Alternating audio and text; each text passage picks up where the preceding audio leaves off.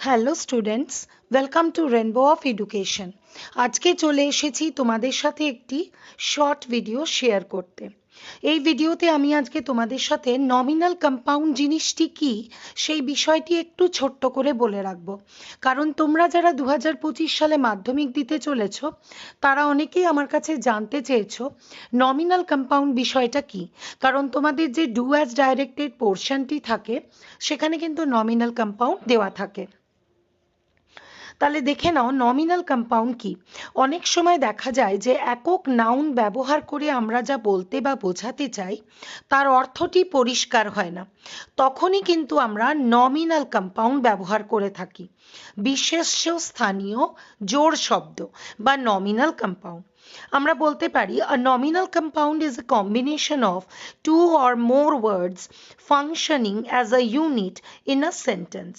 দুই বা ততোধিক শব্দ মিলিত হয়ে যখন একটি অর্থকে বোঝায় তখনই তাকে আমরা নমিনাল কম্পাউন্ড বলে থাকি। এটার ফরমেশন অনেকভাবে হয়, নাউনের সাথে নাউন দিয়ে বা অ্যাডজেক্টিভের সাথে নাউন দিয়ে, নাউনের সাথে ভার্ব দিয়ে বিভিন্নভাবে হয়ে থাকে।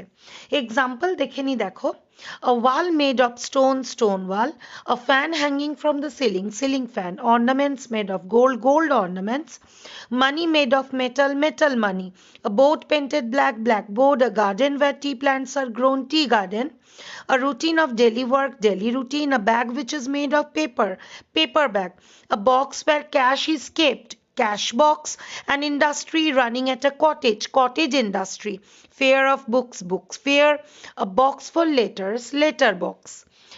নমিনাল কম্পাউন্ড মানেই হচ্ছে বাংলায় যেটা আমরা এক কথায় প্রকাশ বলে থাকি, এক কথায় প্রকাশ ধরনের এইগুলি হয়ে থাকে। এর ফরমেশনগুলি আমি পরবর্তী যে বড় ভিডিও আপলোড করব সেখানে তোমরা পেয়ে যাবে।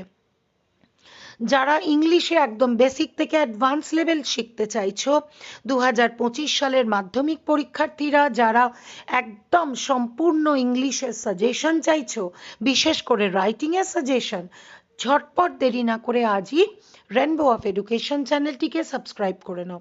তাহলে আজকের মতো এইটুকুই। Thank you so much.